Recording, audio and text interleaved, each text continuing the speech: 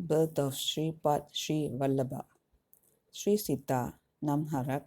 Sri Vishnu had several incarnations as Matsya, fish, Kacha, tortoise, Vara, bear, Narasimha, man with lion's head, Vamana, Parasurama, Rama, Krishna, Buddha, and Kalki to protect the sadhus and punish the wicked. Bhagirath did his utmost to bring the Ganges on the earth for salvation of his forefathers, the Saga kings. Similarly, a Brahmin woman worshipped Sri Dattatreya and hence Sri Dattatreya took birth from her womb. I shall now narrate this tale to you. A Brahmin named Apalraj lived at Pitapur in the east. Sumata was his most devoted wife. On one Amavasya day, there was an anniversary day at the house of Apalraj. On that day, Sri Datta came in disguise to this house for alms.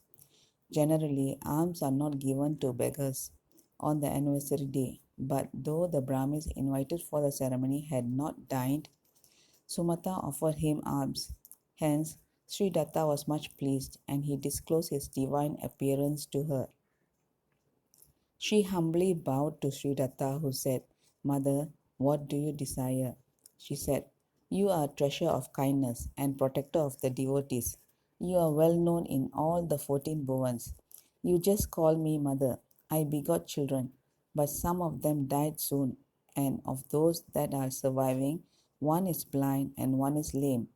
I therefore feel my life to be futile without her good son. I wish I should have a son who would be world famous and learn like yourself. Will you fulfill this desire of mine? Sri Datta said, You will have a son, well known in Kali Yuga. You abide by his wishes. He will be learned. He will fulfill all your desires. Saying this, Sri Datta disappeared. Sumata told this to her husband. He too was much pleased. Both believed that Sri Datta himself will come to their home in the form of a child. The husband said, Sri Datta lives at Mahur and Kolhapur. He comes in the mendicant's form daily alms at midday. You should always give him alms.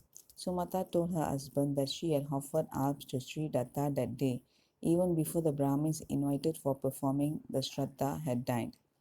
The husband said, You did very well. My forefathers will be more satisfied, as Sri Datta himself has taken alms today.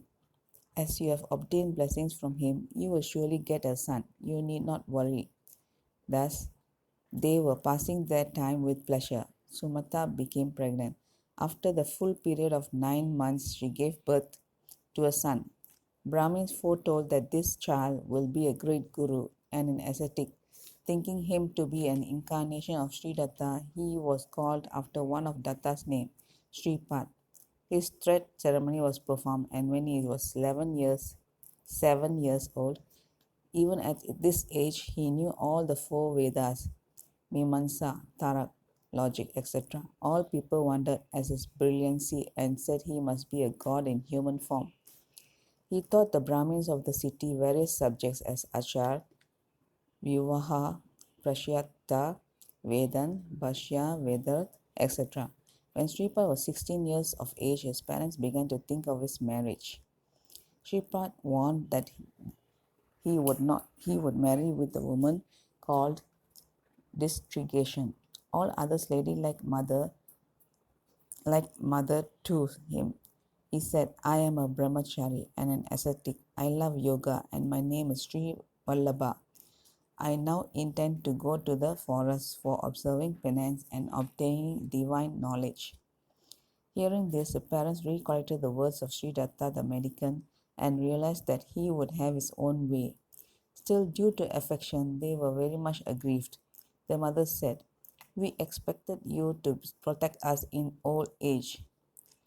Saying so, the mother became unconscious. Sripad consoled her and said, Do not be anxious.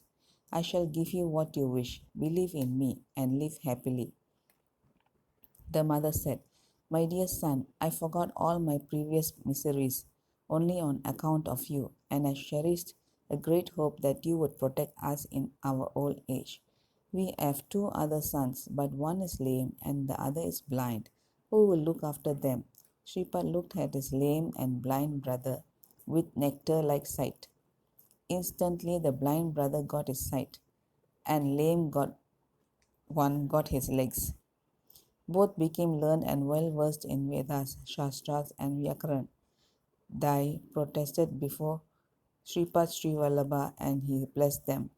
Just as iron is transformed into gold by the touch of the philosopher's stone, so both the brothers were enlightened and they became respectable due to the blessings of Shripad. He then said to the brothers, "You will have sons, grandsons, and great grandsons, and you all shall live happily." He told his brothers further, "Serve your parents. You will be happy in this world and shall get salvation in the end." He then said to his mother, "You should be happy now, but your sons will live for 100 years. They will have sons and daughters, and you will see them living merrily. They will have wealth for generations and shall be famous for their learning. Now do not prevent me from going to forest. I have to go to the north to guide the sadhus." Saying this, Shripad Swami disappeared and came to Kashi, where he began to live secretly. After some days, he went to Badri Narayanan. He visited holy places, one after the other, and in course of time one day reached Gokarna.